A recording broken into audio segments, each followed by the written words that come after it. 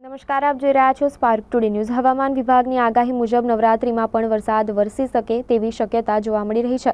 ત્યારે ડભોઈ પંથકમાં અચાનક વાતાવરણમાં પલટો આવ્યા બાદ મોડી સાંજે ભારે પવન સાથે વરસાદ વરસવાનો શરૂ થયો હતો। તેવામાં ગરબા આયોજકોની ચિંતામાં વધારો જોવા મળ્યો હતો અને ડભોઈ એપીએમસી ગ્રાઉન્ડ ખાતે ચાલી રહેલ ગરબા ગ્રાઉન્ડની તડામાર તૈયારીમાં વરસાદનું વિઘ્ન જોવા મળ્યું અને બેઠક વ્યવસ્થાનું ડોમ પડી ગયું હતું।